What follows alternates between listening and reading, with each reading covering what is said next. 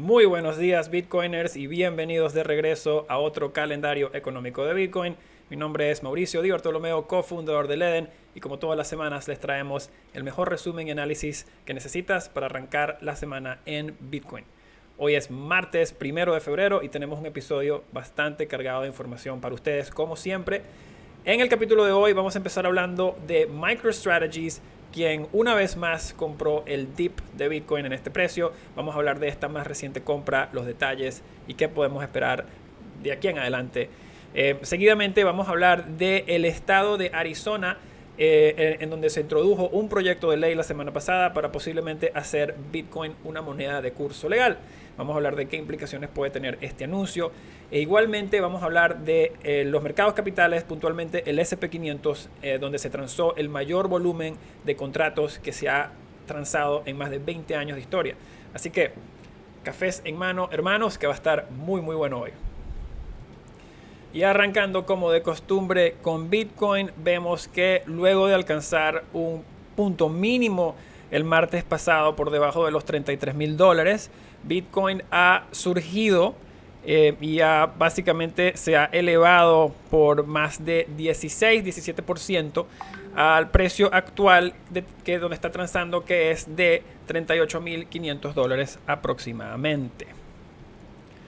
Igualmente podemos ver que gran parte de esa volatilidad que vimos en Bitcoin también ocurrió en mercados como lo es el S&P 500 y otros sectores de cripto.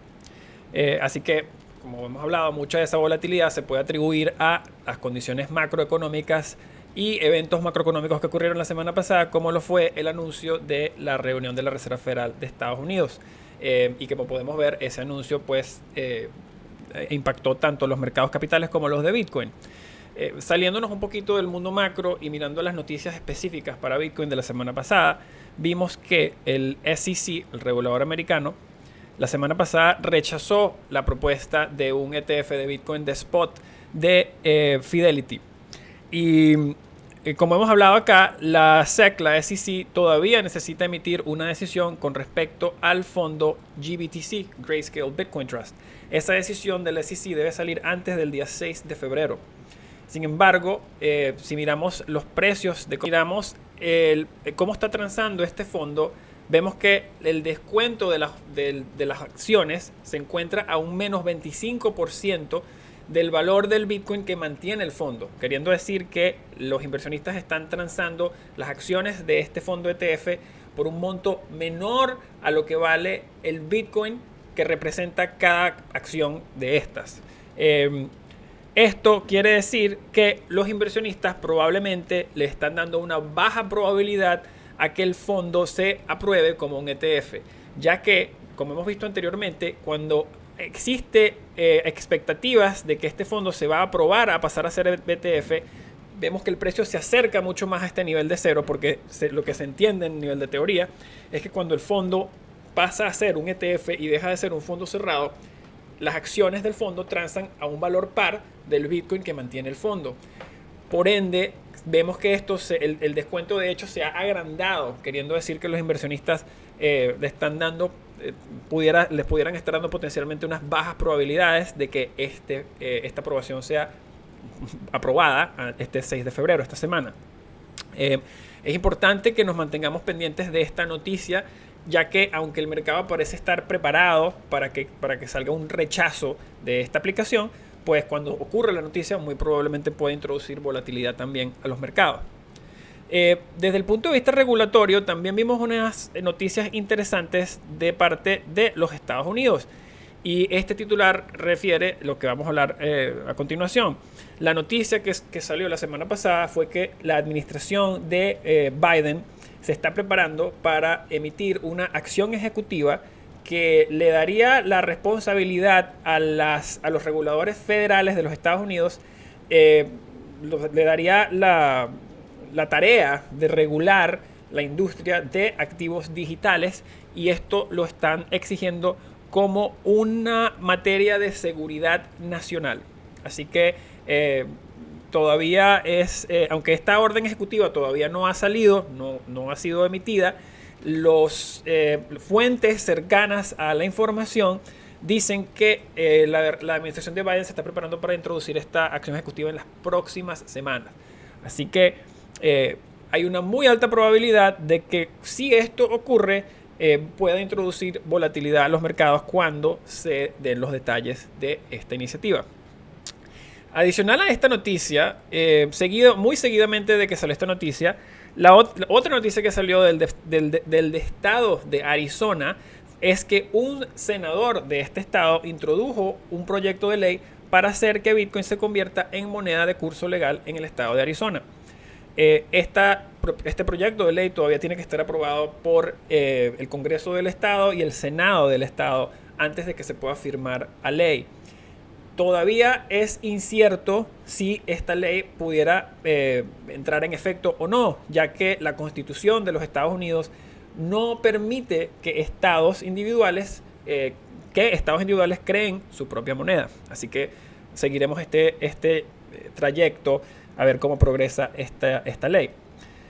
Mirando a fundamentales en el mercado de Bitcoin, afuera de las noticias, vemos que el flow de opciones del día de hoy, y lo vamos a comparar al día de ayer, vemos que se han vendido más contratos puts que comprados. Esto se puede interpretar como positivo, ya que estos son contratos de protección hacia abajo, y si se están vendiendo más de lo que se están comprando, se puede interpretar como algo positivo. En los contratos de participación hacia la alza, vemos que se están vendiendo muchos más contratos de los que se están comprando. Esto es una postura defensiva, como ya hemos hablado. Así que estamos viendo señales mezcladas del punto de vista de opciones, lo cual, sinceramente, pues es en teoría una mejoría de lo que vimos la semana pasada, ya que la postura de las semanas anteriores ha sido bastante defensiva a nivel de opciones.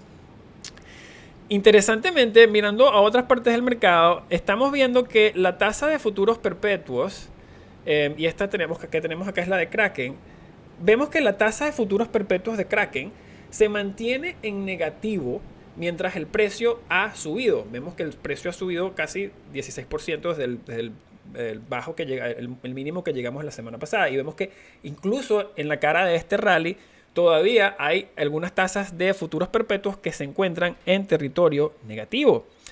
Esto pudiera implicar que los inversionistas que están usando mucho apalancamiento están tratando de buscar apalancamiento hacia la baja, y ellos pudieran ser squeezed, los pudieran, digamos, apretar de sus posiciones si el mercado sube con buenas noticias.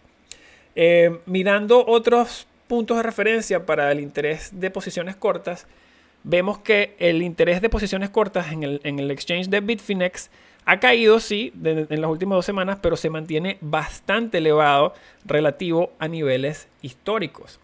Incluso cuando arrancó este mes de enero, el mes anterior ya. Así que interesante que vemos que aunque ha habido mucho rally, todavía queda interés corto en Bitcoin, y esto empieza en ciertas formas cuando el mercado empieza a voltearse. Este interés corto empieza a agregar pólvora de cierta forma para cuando el mercado suba, pues así como se liquidaron a la baja muchas personas, se van a liquidar hacia la alza muchas personas que están usando apalancamiento excesivo. La otra noticia que salió fresca del horno esta mañana fue que MicroStrategy, la compañía de Michael Saylor, anunció hace horas que había comprado otros 25 millones de Bitcoin en el más reciente dip que hubo en el mercado. El anuncio, básicamente, el señor Saylor mencionó que habían comprado aproximadamente 660 Bitcoins adicionales a un precio de compra de 25 millones. El precio promedio por cada Bitcoin en esta reciente compra es de 37.850. Y ahora MicroStrategy tiene 125.051 Bitcoins en su hoja de balance a un precio promedio de 30.200. Así que esa línea de soporte de MicroStrategy que veníamos siguiendo de 29.850 se ha movido un poquito a 30.200, ya que su precio promedio de compra ha subido un poco más. Adicional a esto, pues es una semana un poco callada a nivel de actividad de la Reserva Federal, pero sí tenemos una gran cantidad de empresas que reportan ganancias en la bolsa de valores. Más detalles sobre esto en nuestra sección de qué tenemos por delante. Pasando a nuestro análisis del S&P 500 y mercados capitales, vemos que la semana pasada fue una semana de alta volatilidad y alto volumen para el S&P 500 y los mercados capitales en general. El S&P 500 estuvo abajo más de 3,5% la semana pasada, pero básicamente surgió para cerrar el día viernes la semana arriba por 82 puntos base. Así que tremendo rally que se vio intrasemana en el S&P 500 para cerrar en positivo. Y como podemos ver, esta vela de volumen que se transó la semana pasada es una de las velas más grandes en la historia del S&P 500. De hecho, es la más grande en la historia del S&P 500. Mirando a la gráfica histórica del S&P 500, podemos ver que la vela de acción de precios de la semana pasada, esta vela verde que estábamos mencionando, tiene bastantes similaridades con algunas previas velas que hemos visto cuando se ha cambiado la tendencia de precios en el mercado. Cuando hemos visto este tipo de velas en el pasado, como las podemos identificar acá en el círculo y la flecha correspondiente para su volumen, podemos ver que muchas de estas velas que revertieron las tendencias tuvieron un punto mínimo en la sesión, del cual se recuperó y cerró en el positivo, acompañado con un gran volumen durante esa sesión. Y como podemos ver en la historia, esta vela que vimos la semana pasada tiene bastantes similitudes con partes de esas velas anteriores donde hubo cambio de tendencia. Juzgando por cómo los mercados han digerido el anuncio de la semana pasada de la Reserva Federal, pareciera ser que los planes de la Reserva Federal de aumentar las tasas de interés en marzo ya estaban bastante digeridos por el mercado hasta ese momento. Como la Fed no introdujo ningún nuevo plan o cambio al plan o nuevas sorpresas, el mercado ha sido capaz de conseguir un poco de alivio desde que se dio la sesión de la Fed y salió el anuncio. Hablando del Fed, hubo una gráfica fascinante que fue compartida durante el fin de semana, la cual compara los pronósticos de las tasas de interés versus las tasas actuales de interés en la historia. Y como podemos ver acá, la mejor manera de resumir esta gráfica es que hasta un reloj dañado tiene la hora correcta 2 veces al día. Ya que lo que podemos ver acá es que la gran cantidad de los pronósticos que tratan de predecir a dónde va la tasa de interés overnight a través del tiempo han estado o han sido en su mayor parte pues no han sido no han estado correctos como podemos ver por esta gráfica. Aunque no hay mucha actividad en la Reserva Federal esta semana y tampoco tenemos mucha data con respecto a la inflación, esto le va a dar una chance a los inversionistas de poder enfocarse en las ganancias corporativas que están reportando las empresas en Estados Unidos. Hasta ahora, el 77% de las empresas que ha reportado ha sobrepasado las expectativas de los analistas para el cuarto del año y han reportado ganancias que están 4% por encima de las expectativas de estos analistas. Así que podemos ver que están en buena forma. Esta semana vemos o escuchamos reportes de empresas como Alphabet o Google, Meta Platforms, lo cual es Facebook, y Amazon, al igual que otras. Más detalles acerca de cuáles empresas reportan y cuándo en nuestra sección de que tenemos por delante. Para cerrar, queríamos mostrar 2 cositas más que nos parecen interesantes, que aunque la acción de precios parece positiva en el S&P 500, es importante notar que el VIX, el cual monitorea la volatilidad implícita de los contratos del S&P 500, todavía se encuentra muy elevado relativo a sus precios históricos. Queriendo decir que todavía hay gente que está pagando por tener seguro de protección hacia la baja en las posiciones que tienen del S&P 500. Y una noticia que viene en una vena similar, vimos también que la semana pasada se anunció o se compartió la noticia a través de Goldman Sachs que el monto en dólares de contratos de protección hacia la baja para fondos ETF índices llegó a su nivel máximo histórico la semana pasada. Esto quiere decir, en otras palabras, que todavía hay algunos inversionistas que están buscando protegerse contra posibles bajas en los mercados todavía. Pasando a nuestro análisis del oro, vemos que la semana pasada el oro cerró en negativo, cerrando abajo 2,36%, por debajo de esa línea importante de los $1.800 por onza, aunque ya estamos por encima de ese nivel de nuevo esta mañana o esta semana. Si miramos a nivel de la gráfica mensual, podemos ver que el mes pasado el oro cerró abajo 1,78%. Eso en gran parte fue por presión que introdujo el dólar, ya que el dólar subió 1,02%. Y como ya hemos hablado acá, un dólar más fuerte le pone presión a los precios del oro, tanto como otros commodities.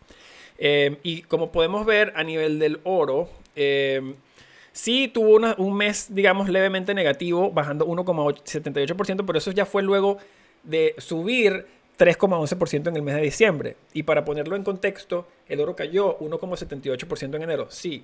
Pero si miramos lo que cayó Bitcoin cayó 16,71% ese mes y el S&P 500 cayó más de 5,5% durante el mismo mes. Así que vemos que el oro sí está demostrando esa estabilidad en momentos de mercados volátiles.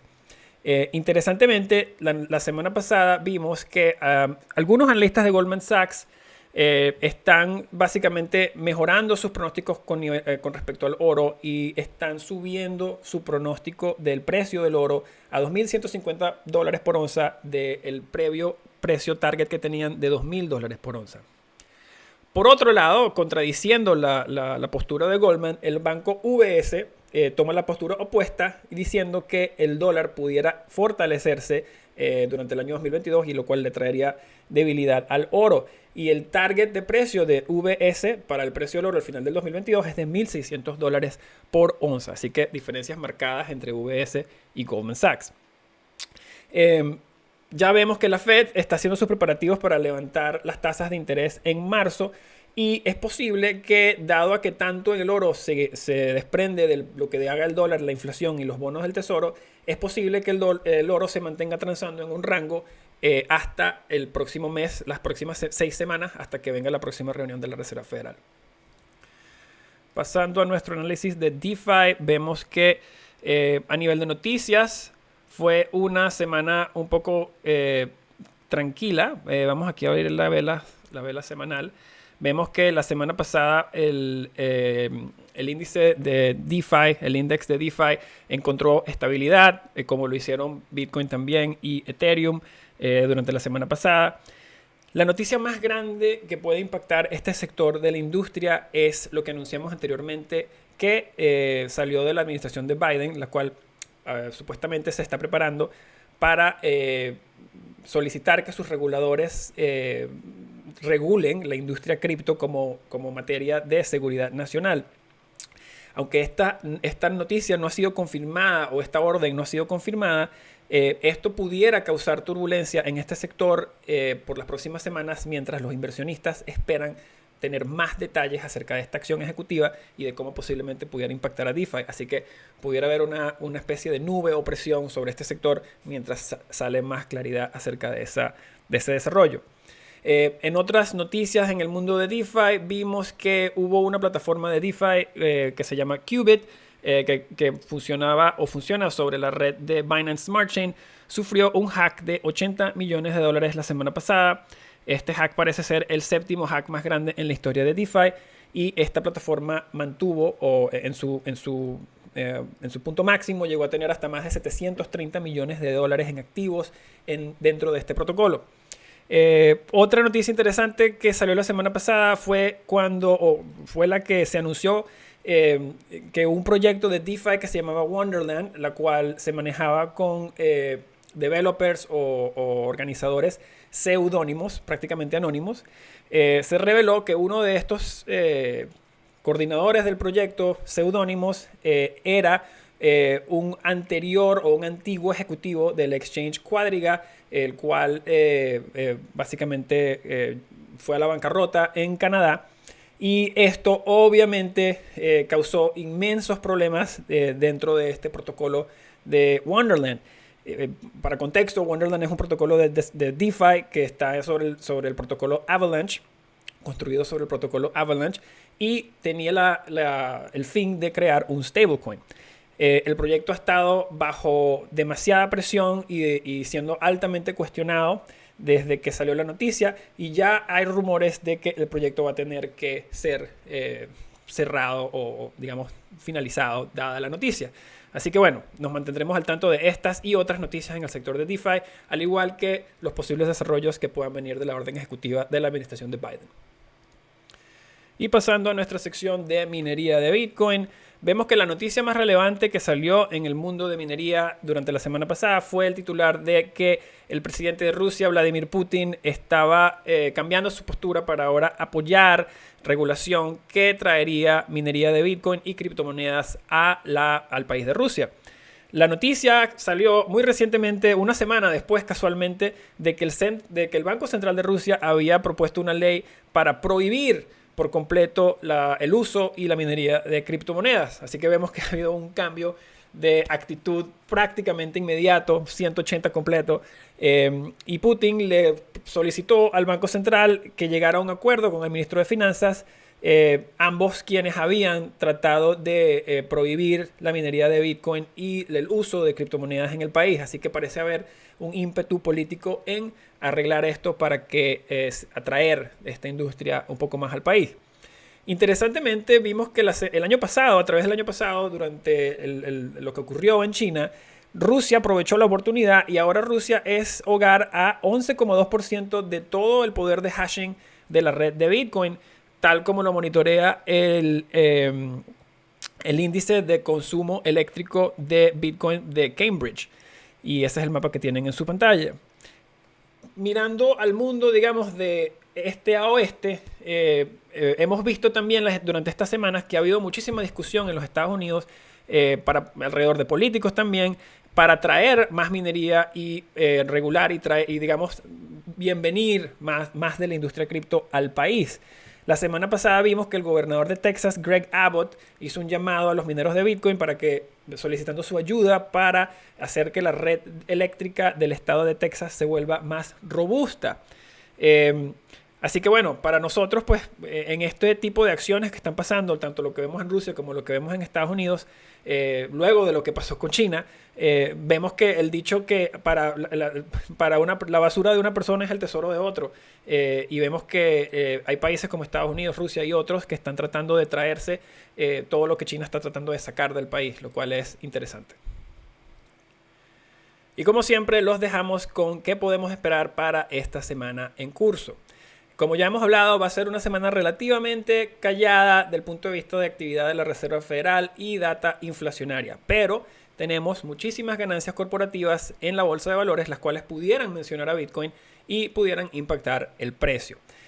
Vamos a hacer un pequeño resumen. Hoy día martes, las empresas que reportan son Alphabet o Google, ExxonMobil, Starbucks, AMD, PayPal y Electronic Arts. El día miércoles tenemos reportes de Meta Platforms, Facebook, Qualcomm, que es una compañía que fabrica chips de computadoras, y Spotify. El CEO de Spotify recientemente se unió a la junta directiva de Coinbase. Y el día jueves cerramos con las ganancias corporativas de Amazon. Así que todas bastante interesantes. Va a ser una semana de no tanto Fed, pero de mucha más data específica de Bitcoin y corporativa. Lo cual es un, digamos, cambio bienvenido en los mercados. Y con esto pues llegamos al final del show. Como siempre, les damos siempre las gracias por ver, por escucharnos. Si disfrutaron el show, si aprendieron algo, si se rieron, les invitamos a que le den manito arriba, le den like, lo compartan con sus amigos y se suscriban a nuestro canal. Si no tienen una cuenta en Ledn, los invito a que revisen ledn.io y vean cómo pueden ganar las mejores tasas de interés en sus USDCs y Bitcoin, si quieren ahorrar en esos dos activos. También tenemos la mejor tasa en créditos en dólares respaldados por tu Bitcoin si necesitas dólares y no las quieres vender. Y también, por último, nuestro más reciente producto, que es nuestra hipoteca de Bitcoin, la cual te deja comprar la casa de tus sueños con tus satoshis. Así que muchísimas gracias a todos, los quiero mucho y nos vemos la semana que viene.